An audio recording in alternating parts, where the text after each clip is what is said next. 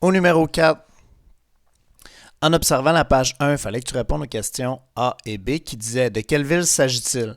Dans ce cas-là, tu trouvais ta réponse clairement ici. Ça se trouve à Moscou, en Russie. D'accord? Donc, ici, selon ce que tu observes, quels critères on peut avoir?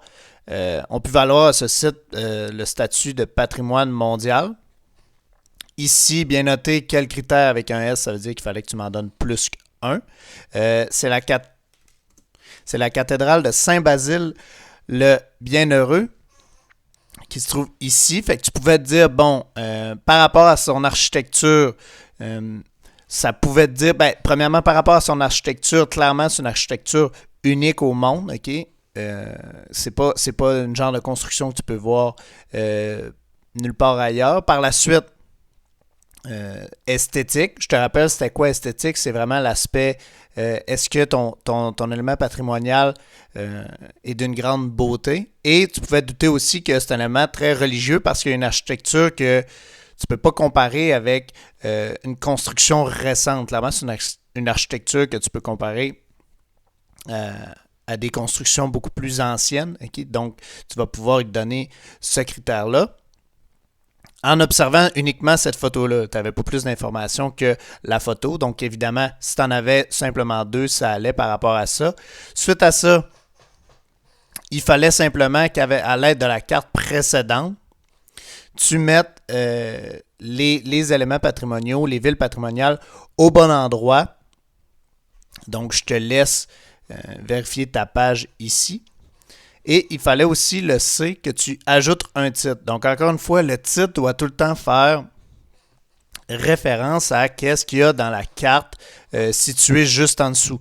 Donc, ça pouvait être plusieurs choses. Toutefois, il fallait que ça ressemble en gros à les différentes villes patrimoniales dans le monde ou des villes patrimoniales dans le monde. Okay? Il fallait vraiment que ça soit que tu parles de ville et aussi que tu mettes les mots patrimonial et monde. Parce que c'est une carte du monde, il y a des éléments patrimoniaux, puis ces éléments patrimoniaux sont situés dans les villes. Okay? Donc, il fallait que tu mentionnes ces trois-là. Donc, la ville patrimoniale, nous, qu'on va aborder, on va y aller plus en profondeur le prochain cours, mais je te fais une petite introduction, c'est Québec. Puis dans ton cahier, ça dit Québec Intramuros. Pourquoi ça dit Québec Intramuros? Parce que si tu ne savais pas, Québec a conservé ses remparts ou ses murailles d'origine. Bien sûr, ils ont été réparés, on en a pris soin au cours des époques. Toutefois, la majorité d'entre elles, c'est des éléments patrimoniaux qui ont été conservés. C'est la seule ville en Amérique du Nord qui ont conservé ces murailles-là. À noter toutefois que les murs ne font pas le tour de Québec en entier. Okay? Ils vont faire le tour du Vieux-Québec, plus précisément de la Haute-Ville. Parce que comme tu peux voir à gauche, okay, la ville patrimoniale du Vieux-Québec, l'arrondissement patrimonial du Vieux-Québec, se situe à deux hauteurs différentes. Okay? Ça veut dire qu'il va y avoir la Basse-Ville ainsi que la Haute-Ville. Okay? C'est vraiment comme ça qu'on va les appeler. Puis les murailles vont se trouver en haut. Pourquoi il y a des murailles? Ben, c'est parce que c'est carrément dans un but défensif, dans le but de se protéger contre les envahisseurs, de contrôler son territoire. Puis pourquoi c'est en hauteur comme ça? Parce que ça va être beaucoup plus facile à défendre, encore une fois, contre les différentes attaques ennemies.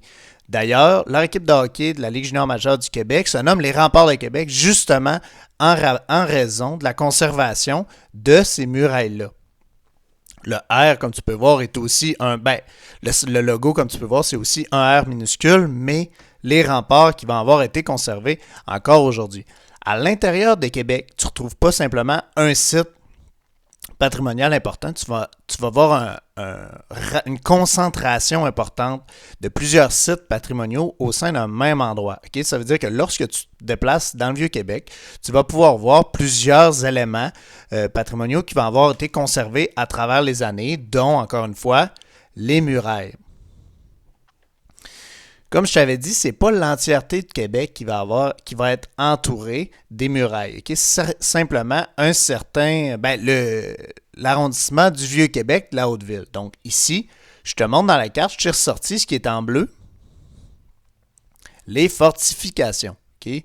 Il va y avoir à l'intérieur plusieurs éléments patrimoniaux, mais les fortifications entourent la ville ici.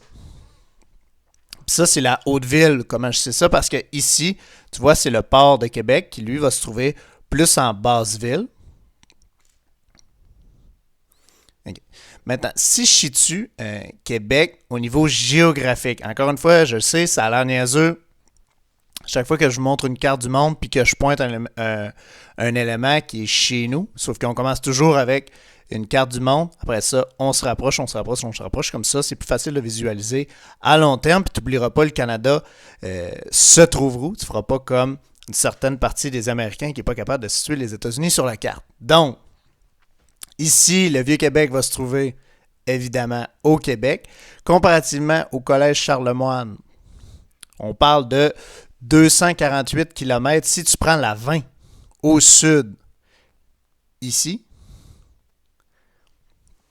donc un petit 2h30 de voiture, puis si tu es vraiment motivé et tu n'as pas encore de voiture, un petit 54 heures de marche. Mais ça t'appartient. Donc, ça va se situer beaucoup plus à l'est, ici. Donc, là, je te mets vraiment nord, sud, ouest, est. Fait que Québec, ça se situe au nord-est du Collège Charlemagne ou de Montréal. Okay? Donc, en longeant le fleuve Saint-Laurent. Comme je te l'ai mentionné précédemment, okay, lorsque tu vas te déplacer au Vieux-Québec, tu peux voir à gauche, il s'agit d'une carte touristique pour aider les différents touristes justement à aller visiter le Vieux-Québec. Puis tu peux voir qu'il y a de nombreux éléments patrimoniaux au sein de la ville. Okay? Ces éléments patrimoniaux-là vont avoir vu plusieurs époques, plusieurs âges différents. Où est-ce que on parle de la Nouvelle-France, par la suite d'une colonie anglaise et suite à 1867, la Confédération canadienne, à l'époque contemporaine. Donc, tu vas pouvoir voir que, par exemple, tu vas avoir des éléments plus culturels comme des monastères, mais tu vas avoir des éléments aussi historiques ou esthétiques, comme par exemple le château Frontenac, ou on aurait pu dire aussi unique au monde, parce que le château Frontenac est reconnu à travers le monde pour une architecture excessivement unique. C'est d'ailleurs l'hôtel le plus photographié sur toute la planète. On se trompe un peu, vu que ça s'appelle Château Frontenac, on pense qu'à l'origine, il s'agissait d'un château où est-ce que tu pouvais avoir de la royauté. Toutefois, c'est faux. Okay? C'est une croyance erronée. En fait, ça a été construit comme un hôtel, puis ça en est encore un aujourd'hui. Okay? Donc, ça a encore sa fonction d'origine. Donc, encore une fois, à l'intérieur du Vieux-Québec, que tu sois dans le bas de la ville ou dans le haut de la ville, tout ça va faire partie de la ville patrimoniale. Le prochain cours, nous, qu'est-ce qu'on va voir? C'est qu'on va voir en fait tous les éléments patrimoniaux qui se trouvent à l'intérieur. Ben, quand je dis tout, plusieurs éléments patrimoniaux qui se trouvent à l'intérieur, parce qu'il va en avoir énormément.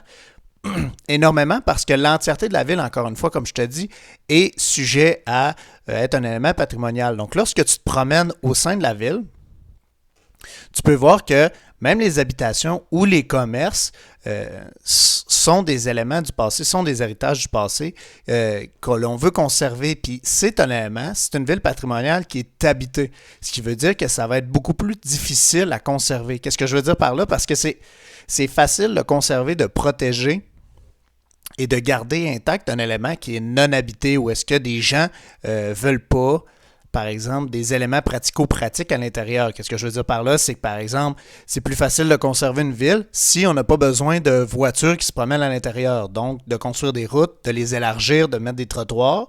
C'est plus facile de conserver ton élément patrimonial si tu n'as pas besoin de mettre de la tuyauterie ou de l'électricité à l'intérieur, par exemple. Ou est-ce que tu n'as pas besoin de le rénover plus un peu au goût du jour avec des matériaux plus récents? Donc, on va voir aussi, ça va être un de nos sujets, comment on va faire pour essayer de tempérer un petit peu les deux. Où est-ce que la population va être satisfaite parce qu'on rend ça plus pratique, plus facile à vivre, mais en même temps, on va être capable de conserver son aspect patrimonial, son aspect plus vieux, si je pourrais dire, pour amener les touristes. Là, quand j'ai dit plusieurs fois aujourd'hui, on va voir. Par contre, surprise, surprise, en fait, c'est que tu vas voir avec Monsieur Beauchesne qui va faire son grand retour à partir de la semaine prochaine. Donc, moi, je vais lui avoir cédé tous les documents. Je vais lui avoir dit aussi où est-ce que vous êtes par rapport aux devoirs, qui a fait leur devoir, qui n'a pas fait leur devoir aussi, parce que je l'ai noté. Puis, il va être là, en tout cas, normalement, jusqu'à la fin de l'année, qui va faire les cours en ligne. C'est les courriels que vous allez envoyer maintenant vont être dirigés envers lui. Moi, je voulais vous dire que c'est sûr que ça a fini un petit peu plate parce qu'on a fini à distance. Je ne peux pas vous le dire en face à face. Mais j'ai adoré les mois que j'ai passés avec vous. Vous avez été des élèves ultra faciles à vivre. Vous avez été brillants, tout à vos façons. Ça a été facile de venir. En tout cas, bref, j'ai adoré vous enseigner. Puis je vous souhaite bonne chance pour la fin de l'année. Je sais que ça va bien pour la majorité d'entre vous. C'est difficile de se motiver, c'est sûr, on est à la maison.